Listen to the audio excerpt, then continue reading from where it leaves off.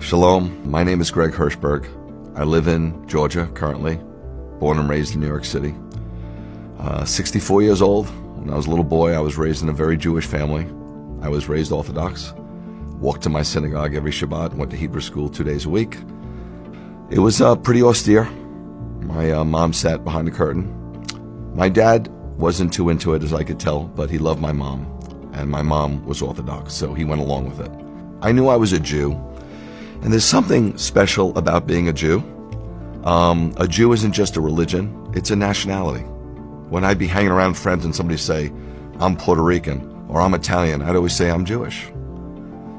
But then I got to a point, there was so much anti-Semitism in the Bronx that I didn't want to be Jewish anymore. I'm not so sure I was ever tied into Judaism, to be honest with you.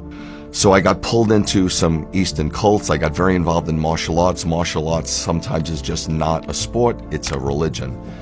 And I had somewhat of a cult leader, and he started to teaching us about the Kundalini energy and sun postures and meditations, and I was kind of into it, but it was a little confusing. Well, lo and behold, I married this swimsuit model, and we were thinking about where to go on our vacation, our honeymoon. And this cult leader, if you will, and I don't know what else to call him because it was a cult, he said, you need to go to Israel. And he was so influential in my life, such a powerful influence, that I thought, Israel? I'm thinking Jamaica. I'm thinking on the beach. To be honest with you, I'm thinking about partying and getting high and just laying out. I'm not thinking Israel. I had no desire to go to Israel, but there was such a pull on my life. This is hard for you to believe, but the next day I was on the train going to work, going to Manhattan, and I sat next to somebody who I never saw before, and they said, have you ever thought about going to Israel? So I'm not the sharpest tool in the shed, but I'm no bowling ball either. So I decided maybe I should go to Israel. But I was so convinced that I was going to have a lousy time in Israel that I put a week of the Greek Isles on the back end of the trip. We go to Israel, my wife and I at the time, right, get married, go to Israel, leave New York City on an El Al flight, get into Ben Gurion Airport, and we immediately take a flight to Eilat. I was scuba diving in the Red Sea. We were water skiing on top of the Red Sea. We were going out to restaurants, partying, dancing, having a great time. Then we came to Jerusalem about 5 days later. There's an Armenian corner and a Christian corner and a Muslim corner, and it was shocking to me. And I didn't really enjoy it, but we went out to some great restaurants. We just saw some sights on our own. We're having a pretty good time, but I'm thinking, I got to get to Greece. Well, we had 1 day left. 1 day left to the trip. And I said to my wife, let's get a car and let's go up north. And so she said, why? I said, I don't know. She goes, no. She goes, where do you want to go? I said, I remember hearing something about a place called Tabor, a mount where something pretty special happened. Let's just go there.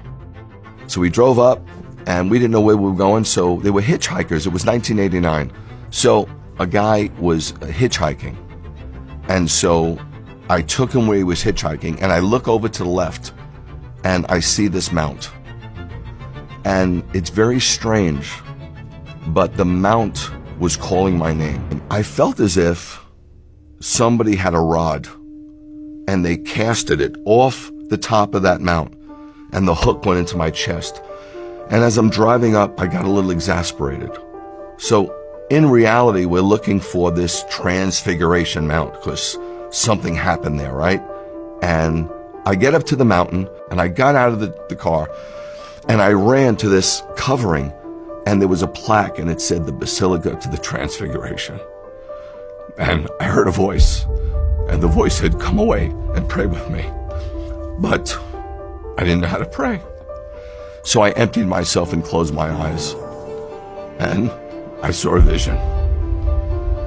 And I know that sounds weird, but people all over the Bible saw visions.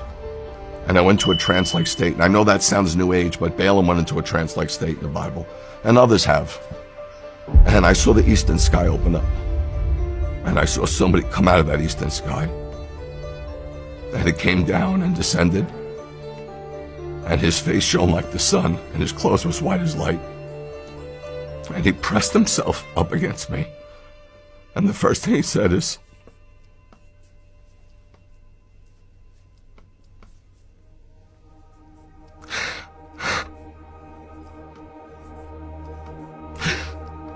I love you.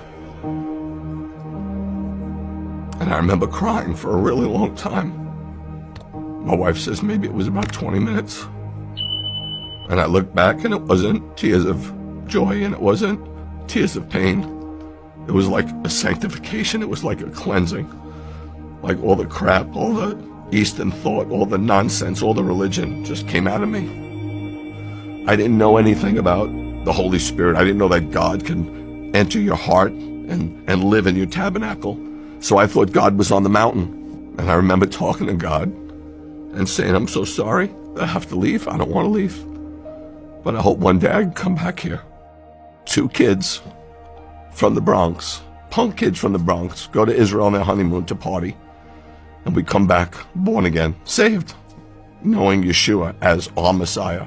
And I got to tell you, I was shocked because I was taught as a young man that Jesus had nothing to do with us. I thought he was the head of the Catholic Church, and Moses, if you will, is the head of the Jewish synagogue.